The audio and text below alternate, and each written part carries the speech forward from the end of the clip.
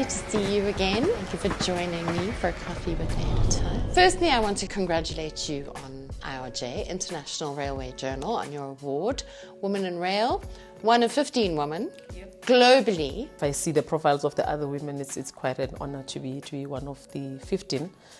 In my case, I think it's just a reassurance that some of the work that we are doing is actually being recognized and bearing fruit around inclusion and diversity. In my case specifically, their area of interest was my participation and passion and drive around inclusion and diversity, and this obviously can be seen in the makeup of our team in the Bombela operating company. Today we are 51% female, okay? Very much diverse in terms of race, which is still a key issue in South Africa. Very balanced team that is local, even though we do have an international majority shareholder, RATP Dev, but we are very local in how we do, with a good number of employees being youth between the ages of 18 and 35. I think we're at about 35% of that.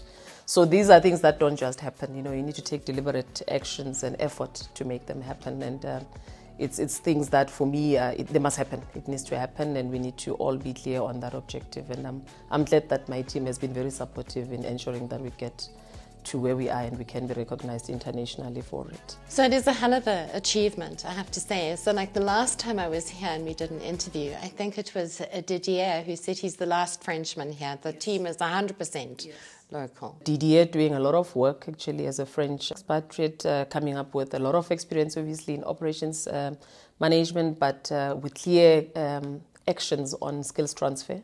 So today the team that works with him, we're quite sure that they should be able to carry on into the future with some of the skills that he's transferring currently to them, and them taking on the opportunities as well. Reliance too much on highly experienced people without making sure that the pipeline is there in terms of skills development doesn't really help much in terms of sustainability for the company and overall the industry. We need to work through this. And that skills development and the focus on youth in Bombela operating company, I realise is quite important and really sends a strong message home, considering it is Youth Month. By coincidence, but I think it fits in very perfectly with the fact that it's the month of June and it's Africa Rail, and the topics that I'm going to be talking on are really around youth, okay? So I'm going to participate in a panel discussion where we talk about skills and human capital and building the capacity to operate and maintain rail infrastructure, and what do we do as industry with academic institutions to ensure that the skills that are required are actually available to take us into whatever programs that we've got, even as a country, overall as a continent. There's a lot of work that needs to be done in rail. Making sure that we've got capable teams is key. It's at the center of whatever objectives and goals we may want to achieve. The second topic that I'm going to be on about is we had an opportunity to engage with a group of youth from Johannesburg, in various areas in Johannesburg, and to get their insights. How do they see public transport in 2050? So look ahead, think forward, and say in 2050, what would I like to see public transport looking like? And quite interesting insights that came out of that. So I'm quite excited that we're going to be sharing that with the wider audience, because I do believe that this can benefit ourselves as South Africa, but also even our neighboring countries in Africa.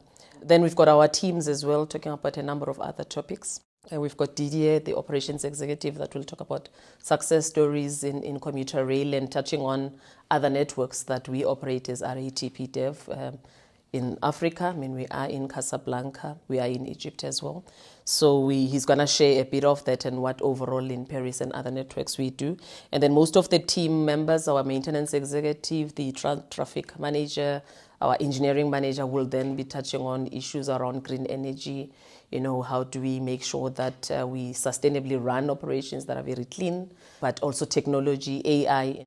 Quite excited with our participation, and we believe that it will give us an opportunity to give good insights on what we do, not just in South Africa, but what we do in other operations, because that's basically what we would like to achieve at the end. So talking about Africa Rail, let's just take, and you touched on two projects, let's just take that into the broader context of the African agenda. So Agenda 2063, a connected region for both passenger and freight. And I think RATP Dev plays quite a significant role in that. I think perhaps highlight some of the projects. We are in Morocco, we are in Egypt, and then in South Africa, with plans to do more. I look at Morocco, for instance, it's a country that is quite in development. It's growing. Almost every second day there's some conversation about what more can be done to increase the network. We had an opportunity last month to visit the Casablanca operations, and it was quite exciting to see how seamless and integrated the solution that they are providing to the people in Casablanca. Clean, quiet buses, you're inside, it's almost like you're just sitting somewhere in your lounge. You can't feel anything in that. The infrastructure supports this. So with all this collaboration between our teams from RATP Dev with the public authorities, you can see that the planning that goes into the design of these public transport systems has taken a lot of things into account, but also access to people, access to people with disabilities. How do you manage that? It was quite interesting to see how on the trams in Casablanca this is done, and very thoughtful, kind of inclusive design in the whole space that they've thought about this. And obviously in Egypt as well, we've got a lot of good examples of how we just go about listening to the public authority,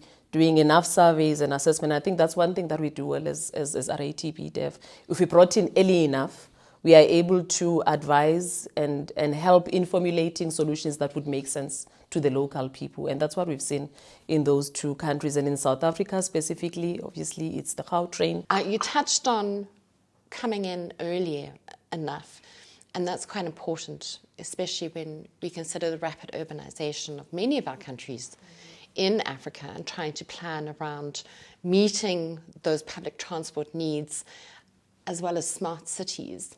I think RATP plays a big role in developing those scenarios and planning. The use of space, if I were to think about one of the bus depots that I visited in Paris, during the day, the space is used for courier companies for parcels to be delivered. Okay. On top of this depot, it's a whole multi-purpose building, office space, school, that the people that work in these offices can leave their children at school, and at some point they all go home at the same time. And a few kilometers, there's a bus depot that you can take your bus. There's a tram waiting for you that you can connect. So I think where our skills and capabilities come through is really in designing this smart cities where mobility is easy. The whole concept is designed around making movement easy for people, being able to get to your needs whilst you're doing something else. So there's no dead time in between. Going to work, but you can easily jump into a pharmacy because it's just right there. You can take a bus just here to get to the school. Our hope is that we are able to do this even in the African countries, South Africa specifically. I would like us to see much more of these multi-purpose centers very close to where transport is, where it's easy for all our members of our community, not just for a particular group. How do you make sure that there's equality in terms of the being able to move, being able to be mobile, whether you've got disabilities or some impediments, or you are coming from a different class than the others, but you can still all access the same quality of transport that is safe, that gets you to your point at the time you need to get to it. South Africa, we're celebrating 30 years of democracy this year. For me personally, and being in the rail space, I do view the Gautrain project as one of the major milestones in this 30-year journey. And it's one thing to build it and all the rest of it, from the success of project completion, but it's another to operate it. And if I understand correctly, BOC, as it's known here, with your partners, RATP, 98% availability. Yes, definitely. Over a very extended period of time, and with the investment, I think it's a remarkable achievement.